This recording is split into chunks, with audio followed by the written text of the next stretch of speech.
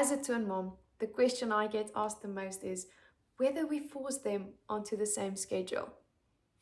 Yes, we do.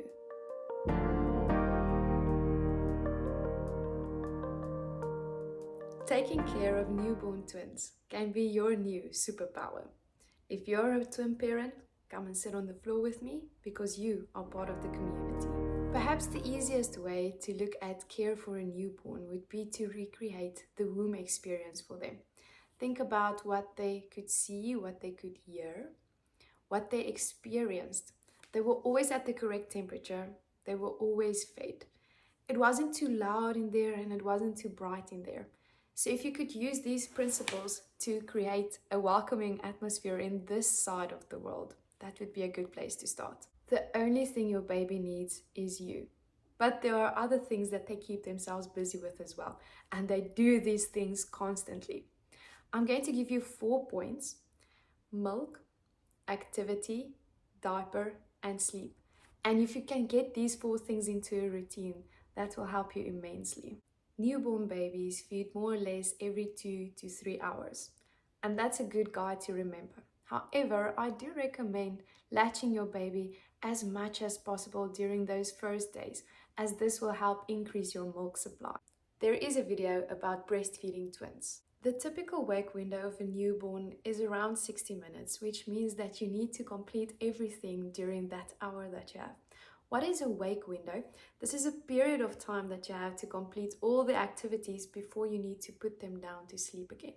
Newborn babies do sleep a lot, and it's very good and important for their development. You're watching this video because you're a good parent. You're looking for as much information as possible. Listen to any advice given to you and decide what is practically possible in your lives. I will share our routine and perhaps you can learn something from that. So we had the 4 steps. There is a video about what to prepare for the arrival of your twins. Our first step was feeding. So whenever the babies woke up, that's the first thing we did. We would feed them. Thereafter, we would keep them upright for a bit. And if there was time left, we would do a little bit of an activity. Ideas include tummy time. So having the babies on their tummies on the floor. And this is good because it develops their neck muscles. There are many activities that you can do with this as well. I definitely recommend getting a water mat, which really changed things for us. You can also use your breastfeeding pillow or just any pillow to put them on. That also supports them. You could also just make a lot of eye contact with them. Express your emotions. Perhaps put on a little bit of red lipstick to give them something to focus on. You could also use black and white pictures to show them. This will help their little eyes to focus. We would then change their diapers if they didn't need a clean diaper before, and then get them ready for their nap. Yes, they do nap a lot. I highly recommend considering swaddling your babies. Babies have a startling reflex which wakes them up. So if you can get a swaddle and swaddle them in this position, it definitely helps them sleep better. It does seem like you're always just getting them ready for sleep. And that's what they would be doing next, sleep. Creating a good sleep environment can include making use of a dark room as well as white noise. At first we used the swaddles to give them that comforting feeling, but also to keep them warm. As soon as they started rolling, which was for us around 4 months, we stopped using the swaddles and swapped them for sleeping bags. Please do talk to your doctor about creating a safe sleeping space. After reading a lot, we've decided that we're comfortable with creating a sleeping space that includes just a sheet over the mattress of their cots. We didn't have any loose blankets or soft toys in their sleeping space either. I was quite surprised when in hospital the pediatrician put the 2 babies together in the same bassinet. Of course, I thought this was the cutest picture ever. But I did read a lot of safety guidelines recommending to not put twins together. It's very interesting because I then realized that different countries have different guidelines. Our doctor commented that she thought it's not necessary to separate them as they're still very small and they don't roll yet. However, as soon as they start rolling, we should of course separate them. She was also of the opinion that the twins would be more comfortable being close to each other. Please do speak to your own doctor about this.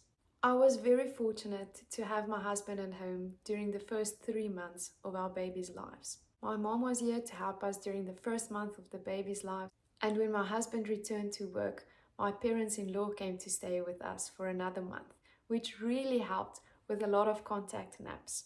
It's important to remember that babies have one long stretch of sleep in a 1 day period, which would be around 3 to 4 hours. If it's more than that, congratulations. Some of us would be jealous to hear that. Unless recommended by your doctor, you do not need to wake a baby for a feeding. A few things happen around the 4 month mark. Firstly, there's a sleep regression. Secondly, babies start to develop habits. Babies start to roll. I spent so much time looking for the perfect answer on how to get through a sleep regression. And I finally decided to work on myself, managing my expectations. Yes, some people have babies who sleep a lot better than my babies, but they are just babies and they do wake up a lot. There are gentle manners in creating good sleep hygiene, and I can give you a few examples of this. Create a predictable routine. Children do great with predictable routines. I want to go back to wake windows because this is possibly the most important thing for you to consider. If your baby has a wake window of 60 minutes, consider getting the baby ready for bed at 45 minutes. So always subtract 15 minutes. This gives your baby the opportunity to settle himself. You cannot only rely on sleeping cues. Wake windows are so important. So always know at what age your baby has what waking window and adjust your routine according to that. So much of our newborn experience was considering at what time the babies woke up and working out at what time we'll need to put them down for a nap again. If it helps, you can take notes of what time the babies woke up so that you know when you have to put them down again. I made use of an app called Parent Sense and I can highly recommend it. It helps you with feeding times as well as a good sleep routine, and it later helps with the weaning process and a lot of food suggestions as well. Babies typically have a sleep cycle of around 45 minutes, and they later learn to connect these sleep cycles to form longer naps. Our routine at nighttime looked a bit different as we removed the play or activity stage. We only did a feeding, changed their diapers and put them back to bed again. Here are a few basic tips about caring for a baby. When thinking about the clothes that you're putting on, always consider adding an extra layer to what you're wearing to make sure that the baby is warm. If you want to know if the baby is warm enough, it's not reliable to feel their little hands or feet as they might be cold. Rather feel in their necks. As a twin mom, the question I get asked the most is whether we force them onto the same schedule. Yes, we do. What does this mean? If one baby wakes up for a feed, we would wake the other baby as well. This ensured a more predictable routine and it gave us the opportunity to also get a little bit of sleep. It is good and it is important to always remember looking after your own health as well. A relatively rested parent is definitely a better parent. I am sure in the hospital, medical staff would have helped you on how to change a baby's diaper. I can highly recommend the system that we're currently using. We don't use wipes, and it is because wipes can cause irritation. We only use cotton wool with clean water to clean the baby's bums. You can use a bum cream to help those little sensitive skins. I want to give you reassurance that your baby wants you. 70% of the time that your baby will be crying will be just because he wants to be held. Deep pressure makes babies feel calm. Think about the experience that they had in the womb. They always experienced some sort of force against them. That's why swaddling is so soothing, and it's such a good idea to baby wear. What does that look like when you're a twin mom? I used the stretch material that you fold over yourself just like you would have done with a singleton.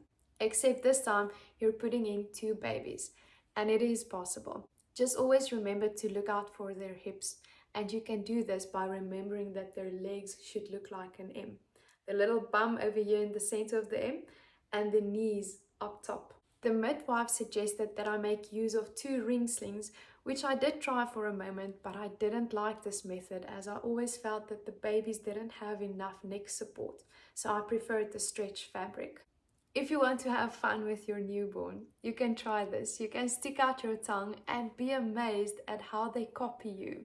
My absolute most favorite milestone with the baby is when they start smiling at 6 weeks. Enjoy that moment. Remember that the good times only have value because of the more challenging times. Please follow your doctor's guidelines on regular checkups as well as vaccinations. Attachment is so important. Have as much skin to skin as possible. React to your baby's needs. Have your baby close to your heart so that your baby can hear your heartbeat. Remember to be kind to yourself. Don't speak words over yourself that you won't speak over someone else. Anything to help a new twin parent is amazing. At first I was surprised when the doctor told us that we only needed to bath the babies every 3 days. And then came the relief because it's something less to do. Babies have sensitive skin and it's perhaps better to not expose them to soap every day. To add on to that, I have a baby with eczema-prone skin. And we've changed to a cleansing oil instead of a baby soap. This has made a great difference for us. We use the cleansing oil to wash their hair and their bodies. Thank you for sitting on the floor with me. You are part of the community.